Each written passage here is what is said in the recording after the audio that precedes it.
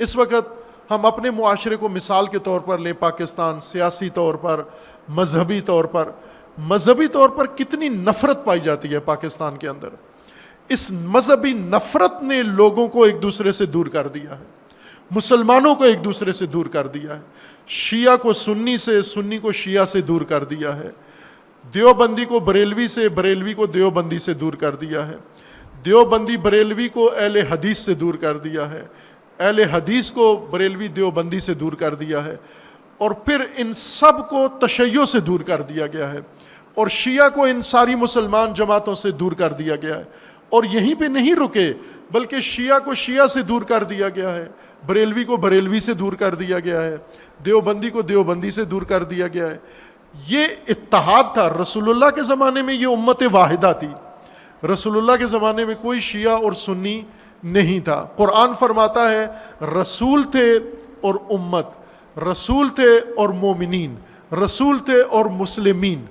اگرچہ یہ عربی بھی تھے، یہ قریشی بھی تھے، یہ فلاں بھی تھے، یہ فلاں بھی تھے، لیکن رسول اللہ نے یہ نام رائج نہیں کرنے دیے کہ یہ کون ہے، یہ بنو امیہ ہے، یہ بنو ہاشم ہے، یہ قریش ہے، یہ فلاں ہے، یہ اوسی ہے، یہ خزرجی ہے۔ یہ تھا، یہ تقسیم تھی، رسول اللہ نے ختم کر کے اور ان کے اندر اتحاد قائم کر دیا کہ اب اوس نہیں رہا، کوئی اوسی نہیں ہے، کوئی خزرجی نہیں ہے، مسلمان ہیں، اور کوئی قریشی اور کوئی مکی و مدنی نہیں ہے، بلکہ مسلمان ہیں، مومنین ہیں۔ کوئی بنو امیہ اور بنو خزیمہ اور بنو فلاں اور بنو فلاں نہیں ہے، یہ بنو سارے ختم کر کے سب کو کہا یہ امت واحدہ اور یہ مسلمان ہیں۔ یہ خیر تھی، منتشر جمعیت کو جوڑ کے ایک امت واحدہ بنائی، یہ خیر ہے۔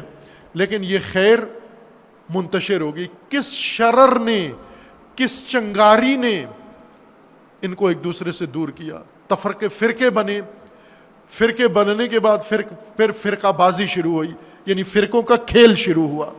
جیسے کرکٹ ہے، ٹیم بنتی ہے، ٹیمیں بن کے پھر کھیل شروع ہوتا ہے، دو ٹیمیں میدان میں اترتی ہیں، ایک دوسرے کے سامنے مقابلہ کرتی ہیں۔ وہ کھیل کے میدان میں تو ٹیمیں بنا لو، لیکن دین میں آپ کو حق نہیں تھا ٹیمیں بنانے کی، آپ کو امت واحدہ ہونا تھا۔ لیکن امت واحدہ میں کھیلا نہیں جا سکتا، فرقے بنیں گے تو کھیل شروع ہوگا، لہٰذا کھیل کے لیے انہوں نے فرقے بنائے، فرقے بنا کے پھر آپس میں ایک دوسرے کو چیلنج کیا، ٹورنامنٹ رکھا، اور پھر ایک دوسرے کے ساتھ کھیل شروع ہوا جس نے ساری امت کو دانا دانا کر دیا، منتشر کر دیا، پراکندہ کر دیا۔ یہ شر ہے، یہ شرر ہے، یہ چنگاری ہے جس نے ایک وحدت کو، ایک ملت واحدہ، امت واحدہ کو توڑ کے چھوٹے چھوٹے ٹکڑوں میں اور حصے بکھرے اس کے بنا دیے ہیں۔ یہ شر ہے، یہ سب سے بڑا شر ہے۔